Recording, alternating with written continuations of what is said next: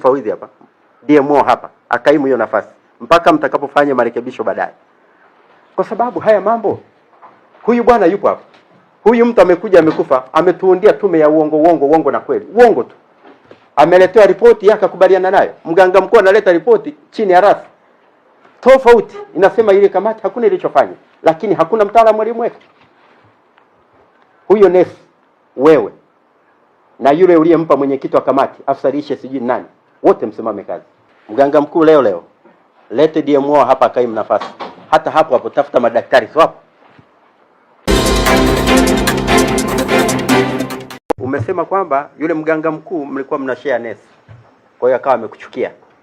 Lakini tuhuma alizokuandikia mbili za kukuhamisha: moja, taratibu haziruhusu kufanya kazi hospitali ya wilaya, uende huko zahanati. Lakini pili, tabia mbaya na tuhuma za kufanya mapenzi na wagonjwa katika chumba cha upasuaji. Kwa hiyo ndio design yako, hata huyu umefanya naye mapenzi kwenye chumba cha upasuaji. Kwa hili halikuanza leo, tangu 2018. Haya nyinyi mlikuwa mnayajua? Kila mtu alikuwa hajui. Lakini mganga mkuu yule aliona. Wewe ukasema mimi huyu mganga alisaini yeye mwenyewe, mganga mkuu amemhamisha baada ya kuona huyu mtu ni tatizo. Moja ni eksera, kwamba hutakiwi kufanya inawezekana makosa yalifanyika, lakini sio mbaya kwa sababu viongozi wapo wakaona wako allocate sehemu ambayo unafiti. Lakini pili, una tabia mbaya ya kufanya mapenzi na wagonjwa kwenye chumba cha upasuaji. Ukarobrobo huko, ukaenda kwa mkurugenzi akakuandikia barua, ukarudi. Umerudi, amekuja kurudia baada ya miaka 5 siji 6 kwenye chumba cha upasuaji hicho umefanya mapenzi na hiyo binti. Manake ni tabia yako, mazoea. Kwa hiyo huna haja ya kusema kwamba alinisingizia. Kwa hiyo hawa nao wamekuja wamekusingizia. Wakusingizie kesi hiyo. Huyo binti na mume wake walikuwa wanamjua mganga mkuu. Kwa bwana mkurugenzi, umefanya kazi nzuri tu, umechukua hatua ya kumsimamisha. Moja, mganga mkuu wa mkoa amesema kwanza alichokuwa amekifanya haikuwa sahihi, lakini kuna mazingira ya rushwa yalikuwepo. Alitoa hela yule baba. Si ndio wewe ulitoa hela? Kwa sababu huwezi kumpokea mgonjwa kana kwamba unampokea kama deal. Yaani hakuna alipokuwa registered, hakuna mnampeleka, inawezekana hiyo ultrasound mnaharibu tu ya kwetu, hiyo mmeweka tu mtaani. Mwaka 2018 rasi haupo mkoa huu, mimi sipo, mheshimiwa mkuu wa wilaya haupo, inawezekana na viongozi wote hamkuepo, lakini nyaraka zinabaki. Kama tabia unayo ipo tu. Hii tabia huyu bwana anayo, sio kwamba anasingiziwa. La pili, mheshimiwa mkuu wa wilaya, bado pia naendelea kukushukuru na mkurugenzi. Lilitokea pia tukio hapa kwenye hospitali hapa ya wilaya.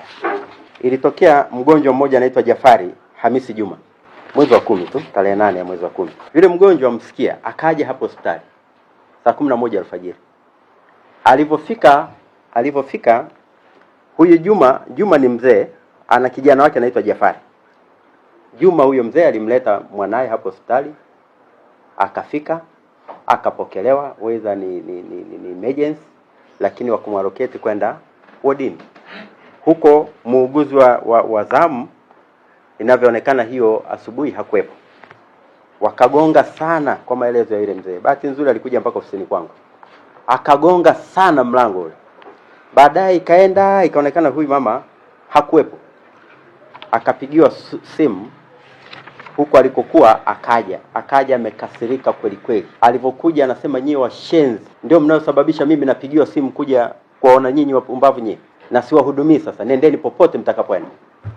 Huyu baba alipiga magoti, anamuomba radhi kama wamekosea. Tunaomba utusamee, ni kutokujua. Anasema nimewambia nendeni popote, sitawahudumia. Akakata. Wakarudi kule, sijui nini kiliendelea, lakini akaweka msimamo na hakuna chochote kiliendelea. Huyu baba akaona mwanae asije akafia pale, akambeba akarudi naye nyumbani.